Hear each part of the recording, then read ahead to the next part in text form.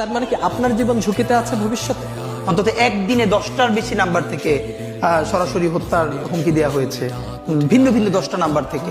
সেই 10টা নাম্বার সহ শাহবাগ থানায় জিডি করেছি, এরপর থেকে আর এর কোনো ইমপ্রুভমেন্ট পাই নাই। তো এটা আপনারা আবার অনেকে মিডিয়া বলবে যে তাহলে আপনি জিডি করেন নাই কেন, এই জন্য করে রাখা। কিন্তু এই জিডি বা কোনো কিছু আমাদেরকে সুরক্ষা দেবে সেটা আমরা মনে করি না। এবং এই জন্য আমি বলেছি আজকে যদি আমাকে হত্যা করা হয়, যে কোনো মুহূর্তে করা হতে পারে।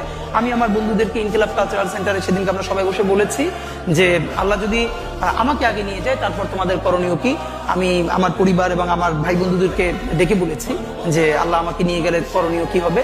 বরং আমি আমার পরিবারকে বলেছি যে আমার সন্তানের এখন বয়স 7 মাস, আল্লাহ আমাকে নিয়ে গেলে ওকে যেন ওভাবে প্রস্তুত করা হয় যে এই দখলদারিত্বের বিরুদ্ধে লড়তে হবে।